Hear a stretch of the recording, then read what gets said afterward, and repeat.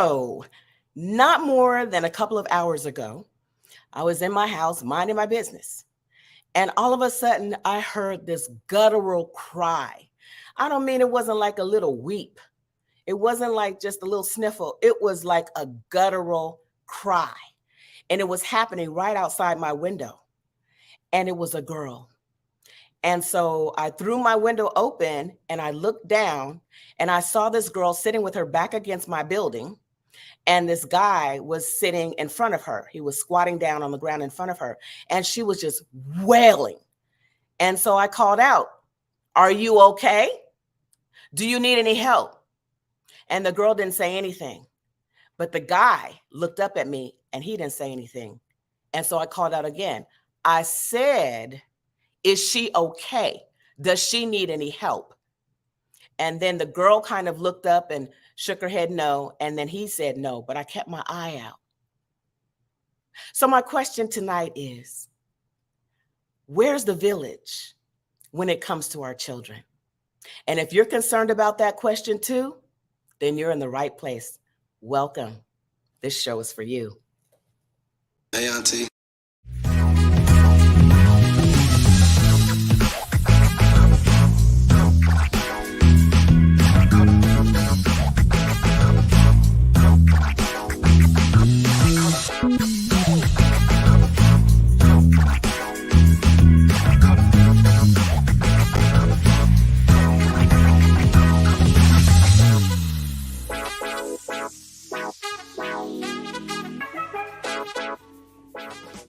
Hello, kings and queens, and welcome to We Are Your Aunties.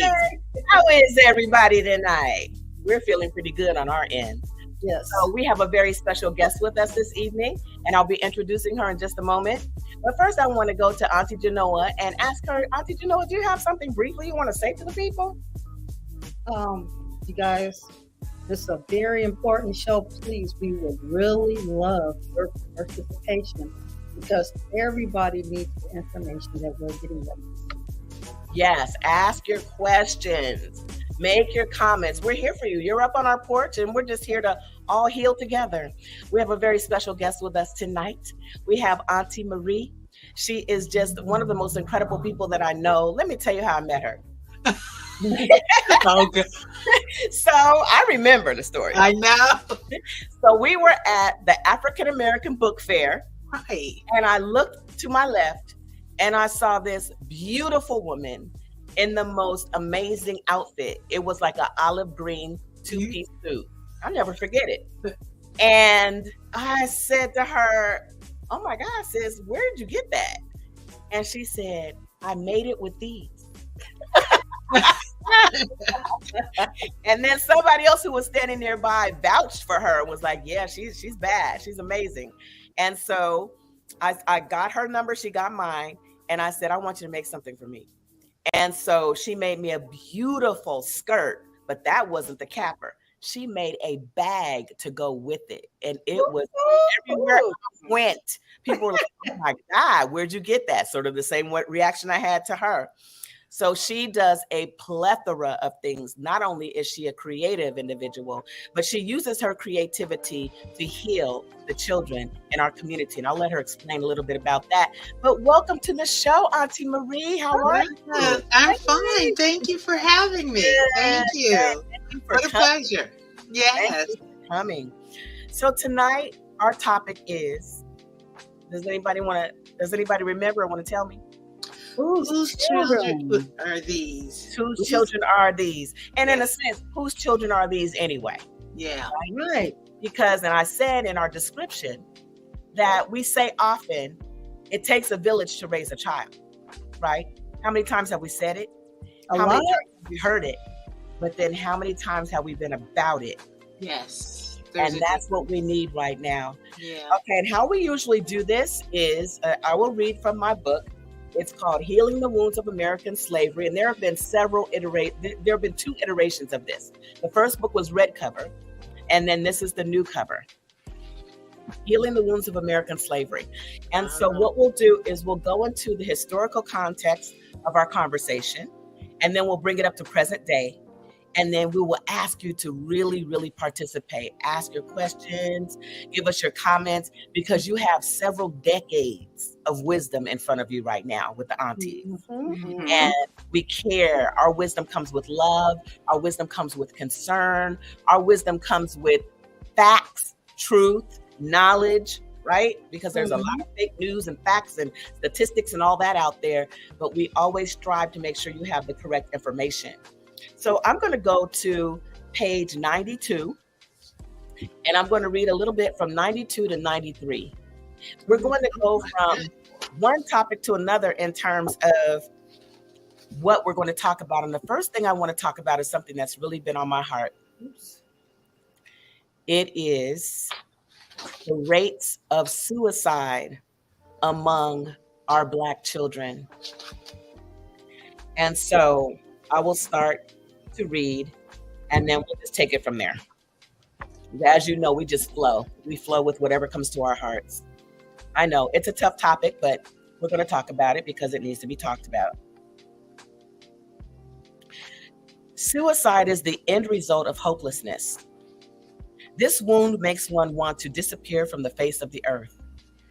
It comes from wanting, and in some cases feeling, the need to end the torture of living under unbearable circumstances. Today, statistics bear out that suicide rates are rising at an alarming rate among Black children and teens. If we see it in our children, we can assume it is a problem in Black adults as well, because our children are our fruit. They don't fall far from the tree. Right. This modern generation of children is trying to die. Why is this? Could it be that they feel could they feel hopeless in a society hostile toward their kind? Could it be all the video clips they're exposed to of Black people brutalized at the hands of the police who are paid to serve and protect them? Because if authority figures can randomly kill you, who can protect you? Right. Experts admit they are stumped regarding the rates Black boys and girls are dying at their own hands. Interestingly, this is occurring approximately 50% more than among their white counterparts. 50% more. Perhaps Ryan Hagler's death can offer a few clues. To all appearances, Rylan was a normal 10-year-old sixth grader. He excelled in academics, boasting a consistent spot on his school's honor roll. Ryan played 2 school sports, football and basketball, and was known for lifting others' spirits and making people smile. One day, while working on a school project, the family's printer would not cooperate. Upset, he called his mother to vent and perhaps for a solution. It is not clear what was said during that conversation, but Rylan's mother came home to find her son hanging by a belt from his bunk bed. On further reading, it became clear that Rylan's family was not living under the best circumstances at all. His father had been in prison for 10 years. Rylan and his mother had just moved from a homeless shelter to a tiny apartment in a government housing unit where he and she shared a bedroom. I want you to catch this. Remember, Ryan was 10. His father was in prison for 10 years. 10 years. That means Rylan had never lived with his father. Right. Looking through the lens of the Black experience in America, and more specifically through the lens of ancestral bondage, we can see the generational patterns of poverty and separation of families that were at play in young Ryan's life. Could his suicide have stemmed from these circumstances rather than a simple broken printer? Could the actual cause of such a tragic end be that his dad was shoved into the jaws of the industrial prison complex, an outgrowth of institutional slavery, and his mom was forced into a shelter? Could his death have been systematically structured in ways unseen by the untrained eye, leaving Ryan feeling estranged, abandoned, hopeless, and helpless to change his situation? We will never know for sure, but my guess is that Ryland was contending with generational messages and patterns passed down through enslavement, messages of fear and terror that insidiously but apparently victimized more and more Black children, sending them into unfathomable depths of despair. R.I.P. young Ryland. R.I.P. baby. This is, again, it's a tough topic, and we're going to talk about other things besides that, but I just think that this is so pressing because when we look at the numbers, our Black children are dying at a 50% higher rate than their white counterparts. I mean, and it's sad that any child is dying at their own hands by suicide because they feel so hopeless and so full of despair that they would take their own life. So I'm wondering, aunties, if you can bring just a little wisdom or insight to what you may see or feel in your spirit as to what's going on with these children. It's the broken families. It's the broken families. When I was born, my parents were married. They had a home together. I had aunts and uncles around and all kinds of family. We did all kinds of stuff and everything. And when my parents divorced, all of that went away. And I was forced to become like a little adult because I was the oldest and I had younger siblings. And my dad worked all the time trying to still provide. And my mother, she worked and did whatever she did. and I would explain stuff to my children. And I said, haven't you guys never wondered when I tell you about stuff, why certain things started at 5 years old? That's because my parents split up when I was 5 years old. And my life changed. It changed so much. If there wasn't some fortitude and I still had relatives around, it wasn't the same. But I contemplated and I even tried to kill myself as a teenager. So I understand what they're feeling. It's just the broken family relationships. There's no one to care. I had one uncle, that my favorite uncle, and he always came and saw about me. It's all a child needs is one caring person. That's it. You know, you mentioned something else too, and then I'm going to throw it to Auntie Marie. You mentioned that at 5 years old, there were certain things that were happening in your life that you ended up seeing as a family behavioral pattern happening with your children. And it's not something that they saw occur with you when you were 5, but that generational pattern of behavior came down the family bloodline and it ended up with them. And I think that's something we need to examine like really closely. But anyway, I just wanted to throw it to you, Auntie Marie. What do you have to say about it? You know, I'm when you read this, it makes me sad because this poor baby didn't have a chance. He didn't have the coping skills. And what I want to allude to is because when I was in a situation where I was homeless and bringing my sons with me, I was just under the assumption that if I made it, we'll be all right. But I never checked on them because I was so busy pushing and grinding to get us from one place to another, thinking they were all right. And what they showed me in their behavior is they weren't all right. We just assume because we're dragging them from one place to another to get to a better situation, they haven't grasped all what's happening. So his father was gone. There's no male figure. Mom is there, probably doing her best, in despair, and she's doing whatever, trying to keep her focus on trying to get them in a better situation, assuming this baby was all right, because if she's all right, he's all right, and that is not the case anymore. We have to realize that just like even with your divorce, we just did it. We got separated. My baby's 5. She'll be all right. We assume she'll be all right. Yes, and What they say. one of the things that struck me too in his story was how he was on honor roll. No, He exactly. played two sports. Mm-hmm. So probably his teachers, the faculty, the administrators at his school looked at his life, and although they knew that there were some things going on at home that were dysfunctional, they Right. probably assumed he was okay He was okay. because he's doing all of these Yeah. things. That's where he got the praise from. When I was growing up, school was my safe haven. If I couldn't go to school, I would cry.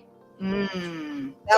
That was my space where I could be a kid, where I didn't have, there was no extra expectations, adult expectations of me.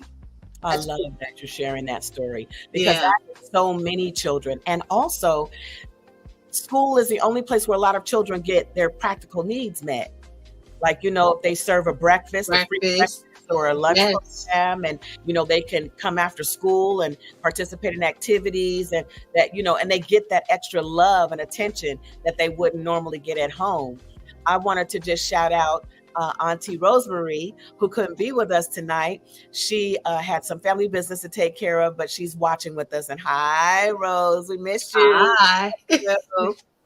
Yeah, so I just wanted to bring that to the forefront as a foundation for the rest of the discussion, because we also need to look at, I know Principal Tammy was with us a few shows back, and she was explaining to us the environments that children come through in order just to get to the school campus.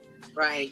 And that, that's a microcosm of the macrocosm of the hostile environment that children are living in. I want to talk just a minute about the talk, right?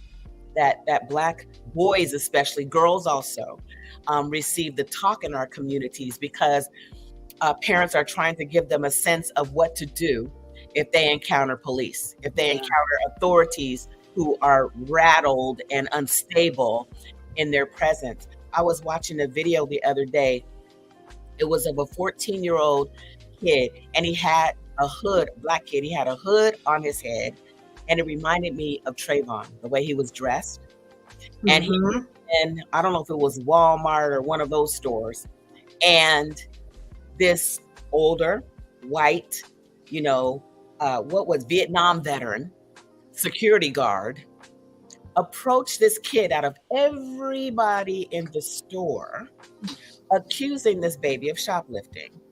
And he had his Caucasian friends with him, and there was a woman on taping the whole thing on her camera. And the whole time my heart was just beating. My heart was just beating. Because I could see that even though the young man was keeping his composure, I was very proud of the way that he was keeping his composure. But I could also see underneath that, he had the talk, apparently, and people were trying to protect him. And this white security guard was insisting that someone call the police, although he didn't find a single item on this kid. And they're in his pockets, and they're checking his pants. And it was just insidious. And so I just wanted to bring that to the forefront, because this is what our children face every day. And so then there's that fear of death.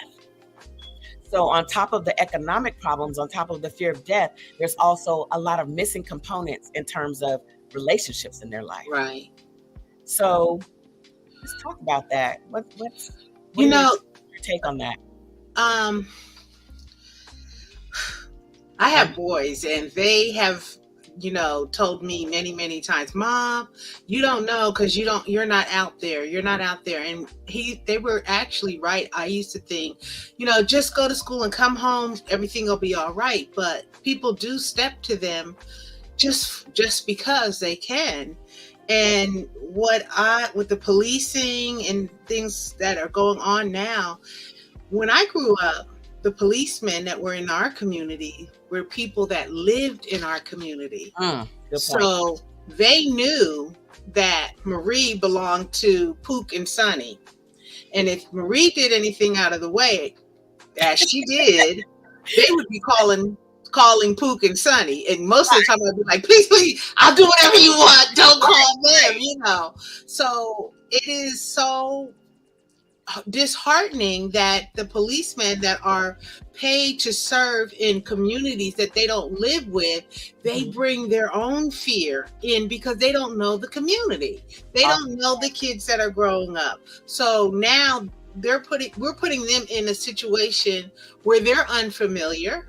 So they're going to go harder because they feel like they can protect, I guess, serve better than protect with an iron fist because it's not their kids in the community. See, when they go home, their kids are with their community, you know, but our kids are not, because they're paying men and women to come from a different community into a community where our children are not allowed to be a child. We have to have the talk with them.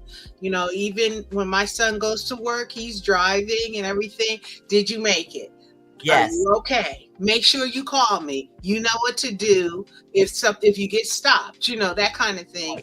And that doesn't come out of nowhere. Out of nowhere. Yeah. A lot of people are saying, you know, people are just being paranoid. There's really no point. You know, no, that doesn't come out of nowhere. That comes from a history. It's a history. First of all, yes. All the patty rollers. Yes. Of old, you know, where they would go and harass the slaves. Right. Enslaved. Yes. Are still, that generation of, or their bloodline is still here. Yes. And a lot of them from those families are on the police forces. And so my next question would be then, to Auntie Genoa, are we doing our job as the village to make sure that our children are not just equipped to face adversity, but from a proactive point of view, are we doing enough to make sure that they don't get into those situations in the first place, that they have enough to do, they are focused enough, they're on track enough, we're training them in the way that a child should go? And if not, where can we plug into those spaces to have that occur? Okay, well, this is the problem right here, because I was raised quite a bit different. I grew up on the East Coast. We didn't have a lot of the stuff that happens here on the West Coast was not going on there. I got the talk in 2004 after I had a run-in with the police, and a district attorney gave me the talk. I didn't know that there was supposed to be a talk. When I was growing up, my talk conversation with my parents, like, don't get in the car with strangers. Right. Well, that was a good talk, because somebody tried to put my brothers and me in a van one day. That was a good talk. But the thing is, that talk doesn't work for these young people here. Because my grandson in our neighborhood, he was walking. And when I in Arizona, and one of the guys that lived on the corner came out and said some derogatory stuff to him, trying to rile him up so he can get in an altercation with him.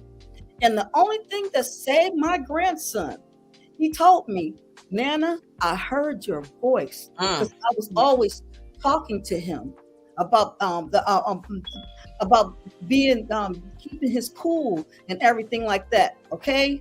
And but that's what he said. I heard I wanted to do something, but I heard your voice. Interesting. And so the thing is, a lot of times I have people that tell me, especially when I see young people, if I see them, I will share whatever knowledge I have that I feel like will help them. And you know, we live in a society, mind your business. Why are you talking? Why are you doing this and that? But the thing is, who knows how many young people my advice has saved? It saved my grandson. And no, we are not doing enough, because everybody's trying to mind their business, and the business we need to be minding is our young people, because if we don't have no young people, we don't have no future. That's right. And even if we do end up, we're going to have, I believe that some of them will survive and we'll have a future. However, what will that future look like? Right. Because at this point, people become so sensitive. Just really sensitive and cowardly, in my opinion. Right. Yeah. You know, I mean, how many people would have called out to that young lady today Mm-hmm. out the window? I remember I was walking I with, would have. yeah, of course, with an auntie. We They would have pulled their phone out and recorded to see what's going on. exactly, and that No, happens but a lot. that's fine. I Yeah. was talking with And my you brother know- one night. My brother, and I think we were in our 20s, and I was walking with him, and this is my brother, who he is like a knight in shining armor. You know, he just will speak up no matter what's going on, no matter who it is. And we heard this woman being beaten in a building. And we heard the punches. We heard that we're on the street, right? They're in the house. So, you know, it was loud. He was punching her. We heard glass breaking. And my brother has a very deep voice. And he just called out. I couldn't believe he was doing this. He was like, "Stop that right now. Don't make me come up there." I was like, "You don't know these people." I'm about to make me come up there. But I understood, because that's the era that he grew up in, right? Mm-hmm. And it's not even so much that, it's the household he grew up in. Right. And the household that we grew up in, we had values, we had principles, Right. we had people who taught us it. Just like Auntie Janelle was talking about last week, they taught us what it was that was expected, and what's the word, Auntie? Why? Yep. Told them why. Why you're doing this. Story. You had something. I'm Auntie telling Janelle. you this. Yeah. Go ahead, Auntie Janelle. I'm sorry. No, but we had there was a death of a young person in our family, very close, and he was young. He was at having at a they had went and had fun at a little pool party and everything, and he lost his life because somebody came through. He was talking to some girls that he was talking to some girls he knew from school, and somebody came through and decided they were going to shoot the girls, and he jumped in front. Oh wow! And they're still here, but he's gone. And the thing was, because of the type of upbringing he had, he didn't even give it a second thought. But he's gone. Right. Yeah. Right. Yeah. There was that story of the young man recently, maybe about 4 weeks ago, who was in Florida, right, at the beach with his friends at spring break, and these 4 little kids had gotten into the water that, what is it called when it pulls you down? Yes. Tide or something. And he saw them drowning, and he jumped in to save them. Yes. And then his coach also jumped in to try to save him, and they both drowned. Yeah. Oh, that's sad. And just a beautiful young man, beautiful family. His father's an educator, running for school board now, and just beautiful young man. But it's the beautiful ones that will jump up when the opportunity. Right. So we want to ask our viewers right now, do you think that the village is doing enough?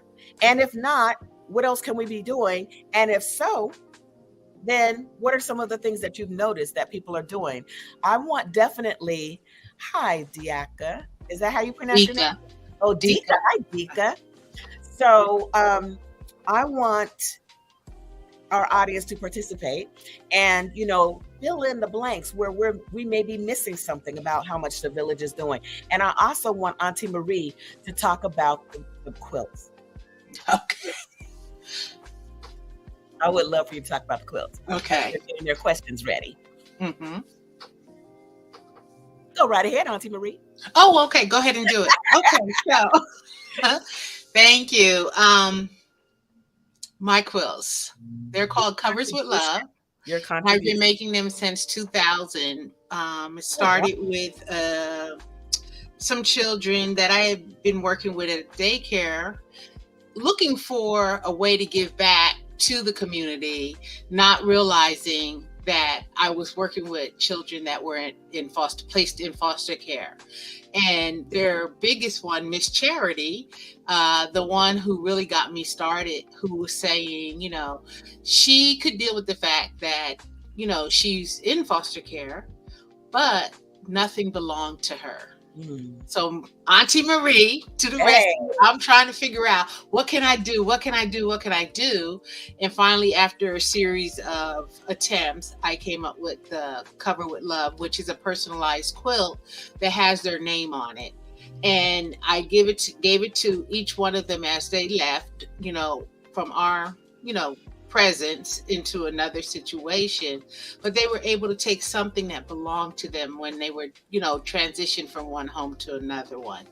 And I've been doing it now, like I said, now 23 years. Oh my I've God. made 565 of them to date.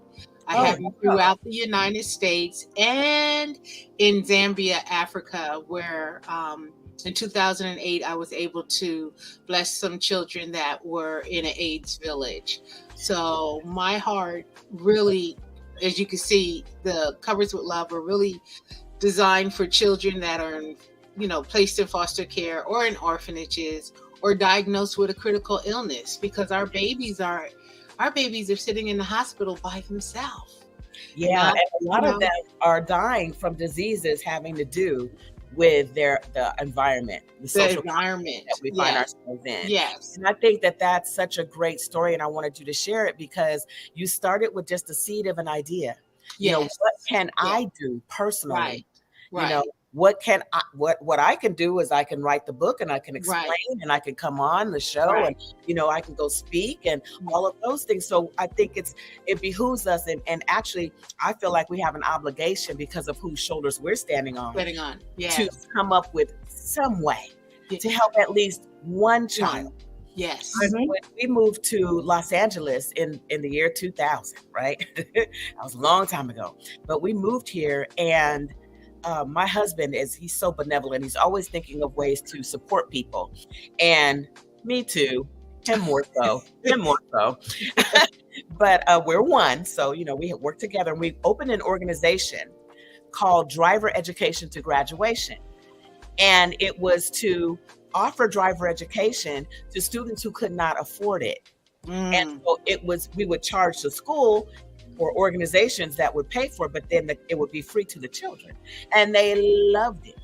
And they just they opened up to us in a way that teenagers, because that's who's driving, right? You're talking about like 15 to 18-year-olds, and people were saying how they were so nonchalant and they don't care, and this generation has gone to hell in a handbasket. I think every generation says that about the following generations, right? But these kids so appreciated. Just I would bring candy in and we would play games, and I would just love on them, and we would all just love on them. And that was actually a segue to get them into thinking about post-secondary options. What are you going to do after high school? Right. What are you going to do after college? Just really getting them on track. We met a lot of families that way. And so there's so many ways, and we all have gifts and talents to give. All of them. It's just a matter of really getting in tune with what yours are and being willing to share those, because some child is waiting for you. I thought about when you were speaking, Auntie Marie, and then I'm going to throw it to you, Auntie Genoa. I thought about when you said that the children were moving from one foster care home to another, and the child shared with you that she didn't mind the situation as much, or she wouldn't mind it as much if she had something that belonged to her. My husband worked in social work for a long time, foster care agencies. And one of the things that really broke my heart was how when they moved from one place to another, they would throw their things in a big black garbage bag. What does that say to a person? You're garbage. Yeah. You're garbage. Garbage. Yeah. Your things are garbage. You're garbage. So that you did that just really warms my heart. So I just want to throw it to you, Auntie Genoa. What do you think about all of this? It was so funny because when you were reading, I was triggered just a little bit, even with my deliverance, because I talk to young people. They talk to me. They did, and just like I encourage them to listen to their elders and to gain some knowledge, because some of these the elderly people that people throw away, they have so much knowledge. I've learned so much just being around them. But the thing is, I listen to them and I try to guide them like, okay, so what's your plans? You need to start writing stuff down. Just because you're not doing it now, you can right at this moment, you can start working on it right now from your parents' house before you have to pay bills. You know, just making them think about not just going out to do something just to get money. Because God placed a lot of stuff in each and every last one of us. He has, I think it's Jeremiah 29:11. He said, he know the thoughts he thinks towards us, thoughts of good and not evil, to bring us to an expected end. He has an expected end for us, but we have to go to him and find out what that is. So we're not chasing money. We're not chasing love and everything. If we can get into what it is that he placed on the inside us and working congruent with that, then we can make our way prosperous.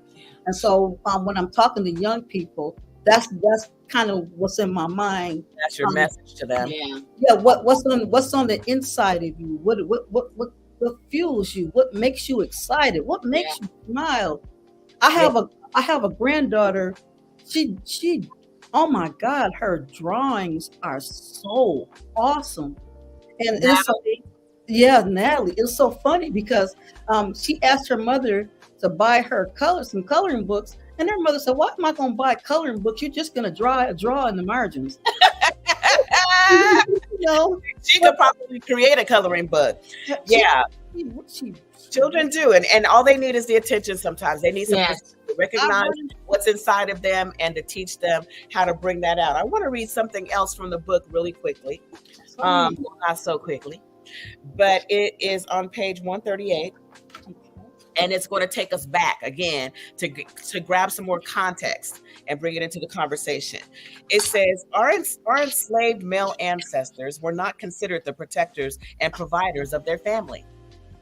We're talking about the enslaved now. Mm-hmm. The slave masters played that role.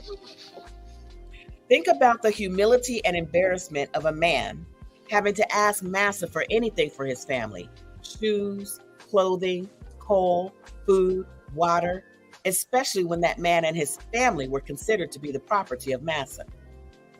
What must that have felt like when the man's requests were refused? I'd rather go without, wouldn't you? For the women and children, it had to be a hopeless feeling to look into the faces of their menfolk and see the humiliation. Sometimes when a man is humiliated, he will lash out at those in his immediate vicinity without fully understanding why. He feels helpless. There is little he can do.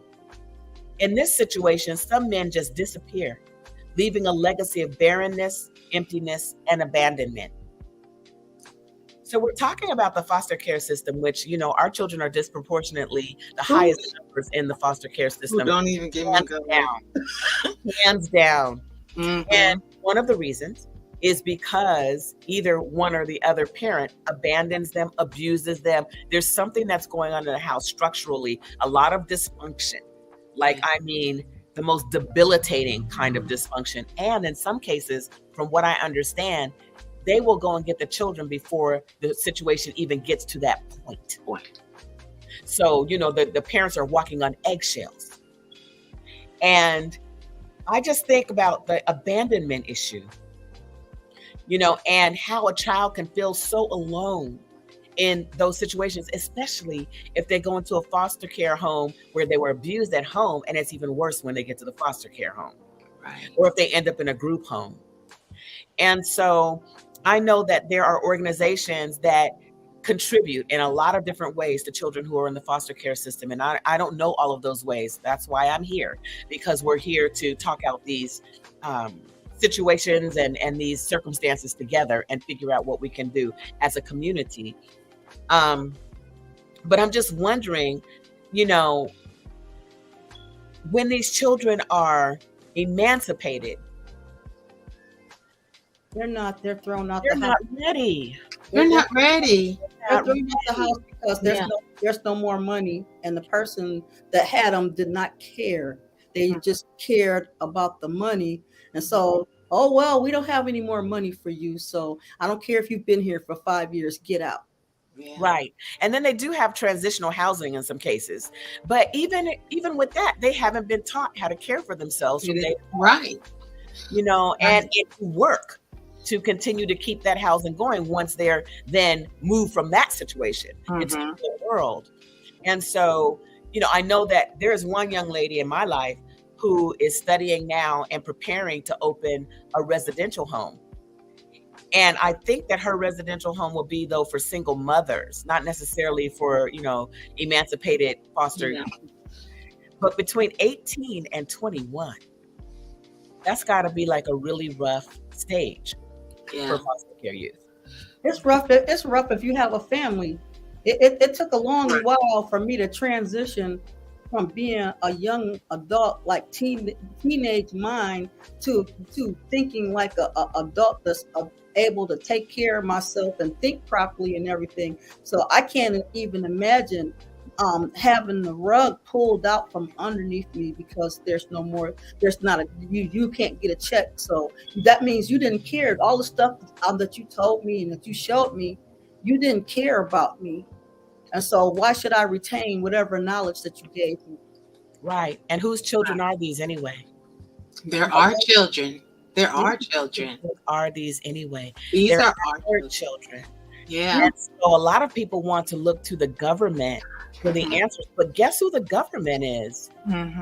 Us. Us. You're right. And so even each one teach one works, where if you mentor 1 to 3 children, 1 to 3 teenagers, 1 to 3 young adults, you know, or just mentor them from, as I believe it was Auntie Marie had somebody come into the comments when we announced this show and say, you know, I'm 30 now, and Auntie Marie has been with me the whole time. And so to follow them, to track their life, to be concerned about what's going on, advocate for them, for their medical needs and their housing needs and all of the things. It doesn't take that much time. A lot of people, we talked about hustle and grinding last week. Hustle and grind, being so entrenched in the culture of hustling and grinding and trying to make it happen and being so tunnel vision that we don't see who's to the left and the right of us being left and in the get left behind. Being left behind. So, you know, that's one solution that I think that, you know, we can definitely do. Each and every one of us can do that. You know, and we see the ones who look hungry. We see the ones who only keep wearing that same outfit every day for 2 weeks. We see the children who are being emancipated and coming out here not knowing what they're doing. We see the ones who are unstable in terms of their values, right? And their principles. We see it. And if they speak and every other way. So we can't pretend like we don't see. So funny about that? You know, so funny about that? As Black people, the ones that, those of us that feel like we made it, we're emulating a behavior of the oppressors. Because even if they didn't agree with what somebody was doing, what they would do is they would turn their head. And so when it comes to our children, we would turn our head. And when you turn your head, they're already feeling beat down and everything. And then you wonder why it seems like they don't care. They do care. It's anger masking all that hurt and that rejection and everything. So what they do, they're lashing out. And you know why they don't have any respect, because nobody has respected them. They're worth fighting for. They're worth taking the time out to share a kind word. You can take your junk money that you use to buy snacks with and get them a burger or something like that. What's this? What? And not just get the burger, but sit down with them and talk with them and talk, and most importantly, listen. Yes, that part. The important is one mouth. Our children that are placed in foster care, as they're getting older and getting, you know, aged out of the system, what really occurred to me, because I've always had a heart for them, is that my sons are now older, and these young women my sons might be attracted to them. And there's been a couple incidents where I was like, oh no, we got to deal with some issues here, because she doesn't understand. She hadn't had a man in her life. So she's treating you this way because she doesn't know. She doesn't have a value of how to treat a man who genuinely is taking care of, her. Right. Or she's been accustomed to being abused and expects my son to do it. But now that's a setup, because if he does turn around and hit her, she's going to call the system. And then it goes right back to putting, so it's a system, that we got to get outside of the system, and we have to help, because guess what? We have children that have been aged out of the system. They're at the grocery stores. There are cashiers. They're at workplaces, everywhere. We're being faced with a group of people who did not have the foundation that we might have had growing up. A family, understanding, how to deal with a husband and wife situation, how to deal, with brothers and sisters, and conflict within side. Yes, so ma'am. We have not been taught. And then now our children grow up and are attracted to them, and now it's totally different. And sometimes I just had to tell my son, I said no, because I see a pattern of abuse with her. Yes. And she's expecting it. Point. Yeah. And I just wanted to say, when you talked about like that whole black male female dynamic, we're so excited, because on January 27th, 2024, save the date, we are doing a black male female relationship experience. And let me tell you, you do not, ladies and gentlemen, want to miss it. Miss. All right. It is like you have never seen before, and it is so effective. That's the first point I wanted to bring up, is that is so important, is to understand, first of all, courtship versus dating. How are y'all so deep into dating before you even vetted each other and understood and know what all of that is? The other thing I wanted to point out that Auntie Genoa said is, remember, we're talking about wounds. That's what this whole thing is based on, healing the wounds of American slavery. And so we see these wounds interacting with each other. And one of the things Auntie Genoa said that I always say is, listen, when you see these young people, even old people, acting out angry, just angry at the whole world, could rip your head off, could shoot you, could stab you, just really what's going on behind that is they're masking their hurt. Yes. Deep hurt. And that's what happens a lot in this country. The other thing that you brought up, Auntie Marie, which is really powerful, is this woman that came out of foster care, this young woman, obviously. One thing that often occurs as a wound is hatred of men. Yes. Starting with their father. Their first relationship with their man. And if they've been if she's in foster care, then it's clear she's been abandoned by her father. Yes. So that hatred of men transfers into every relationship until it's healed. And so, we'd have to do the work. Our audience is awfully quiet out there. No questions, no comments. And I'm gonna tell you, I always tell the young men that I see with their children, spending time with them, especially if they have a little girl. I said, your daddies are little girl's first boyfriend. That's right. Treat her well in a healthy way. But the thing is, if whatever she doesn't get from you, as far as her esteem and everything, somebody else will be able to come and turn her head. That's right. Because all they have to do is tell her that they love her. Yeah, that's it. Yeah, that's it. That's what she's looking for most of the time. Yeah, Daddy was the first boyfriend, little girl's first boyfriend.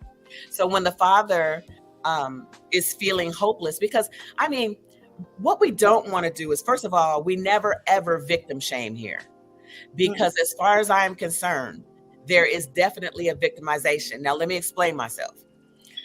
I don't mean in the sense of oh my God, we have these wounds. There's nothing we can do. We're just so damaged. We can never recover. It's healing the wounds of American slavery. Right. That's the first piece of it. The second piece is when we're talking about these wounds, we are victims of a certain systematic construct, Right. you see. And I used to say to people that I know who are in psychology and all of that, right? I'm not a victim. I'm not a victim. I don't want to be a victim. I don't want to admit, I don't want to say that. But one psychologist friend of mine once told me, she said, Paige, look at it this way. When something happens to you, you are the victim of what just happened. That doesn't mean that you have to stand on that square of victim for the rest of your life. But it's still victorious over that victimhood. But understand that in order to work through that, you have to first admit that something happened. And that's why also I don't believe in that whole philosophy that I don't see color. I see it every time I open my eyes. I don't understand why you people are feeling like you're so separate from everyone else. I mean, we had Dr. Martin Luther King Jr. and hey, we had a Black president. We're living in a post-racial society. But you know what? The post-racialness, although it's not even real.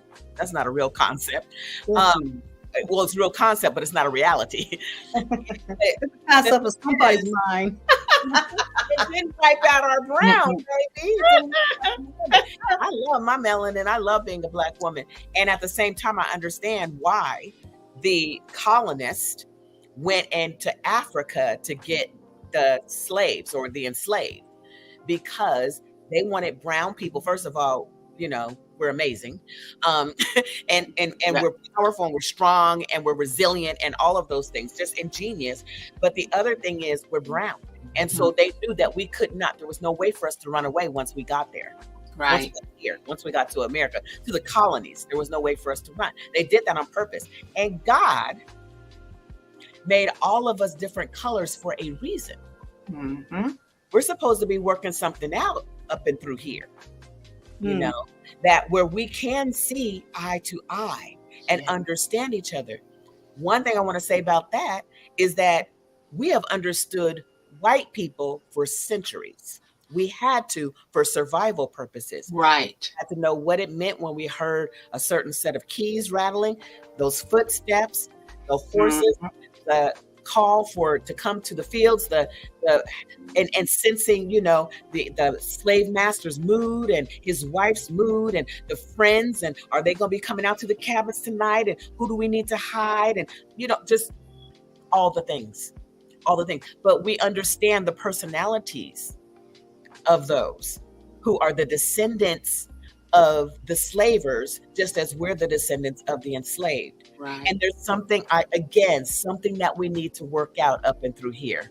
Yeah. So say I don't see color, first of all, signals to me that you don't understand my struggle. Right. Immediately, you don't understand my struggle. Yeah. So as we wind down the show, ladies, I know this is really good. We can go on all night, right?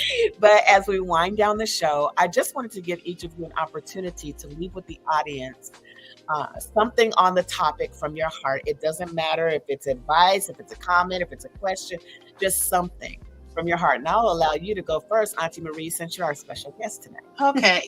So the one thing that I wanted just to say is that, and I always say, whenever I want to do something, God always reminds me to use what I got.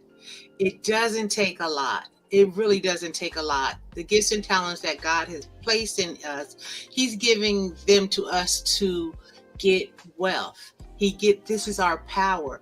And we have come away from using our gifts and talents to really bring us to the places He needs us to be, when we're putting it in the workforce and keeping up with the Joneses and everything like this. And a lot of that filters down to why our children are acting the way they act, because guess what? You're out of the home. You're not there. You're not able to really, what you're showing them is something that really at a young age is like, we don't really need to do this if we know how to do this. If we knew how to use our own gifts and talent, we could create our own wealth, So Yeah. I just want to say, I'm learning too, because I did it, but I got to a point where it's like, I'm not doing it anymore. If God put it in me, he got to help me figure this out. And you know what? Somebody's waiting for what you have inside of you. That's Yeah. how this game works. This game Yeah. called life. Yeah. Somebody needs what you have inside of you. And so if you don't release it, they're not going to get it. They're not going to get it. And Auntie Genoa, what do you have to say to the people? Just really briefly. It can't be money over everything. All money is not good money. No. Children are from the Lord. In the Bible, he said, before I formed you in your mother's womb, I knew you. So he knew each and every last one of us. And children are precious. If God bless you to become a parent or for you to have children in your life, take the time out to enjoy them. Right. Excuse me. And an answer to the question of our topic tonight, these children belong to all of us. Yep. And so I just want to leave you, children, both young and older, is that if nobody told you today that they love you, we love you. We love you. We love you. We love you. And we care about what's happening with you. And we just want you to know that there's always hope. As long as you are drawing breath, there is hope. Yes. And if you need support in figuring out who you are, what's inside of you, we have all been trained to show you and to educate you and to guide you. That's missing is the guidance, but it's not missing. It's right here. Yeah. And the last thing I want to say is the oppressors, when they, were going through enslavement and through that cruel institution of American slavery, we picked up on a lot of their behaviors. Somebody mentioned it earlier. We're acting just like them. I think it was Auntie Genoa, turning our heads when we see someone in danger or who needs our help. Yeah. But at the end of the day, that's not who we are. That's not who we are.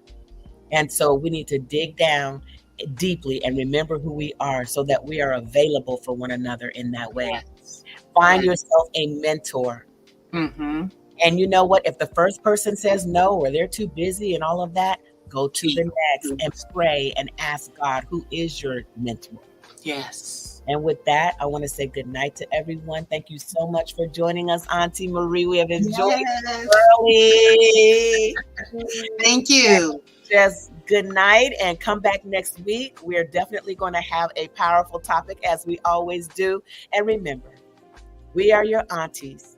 You can tell us or ask us anything. But remember, there's a way to say everything.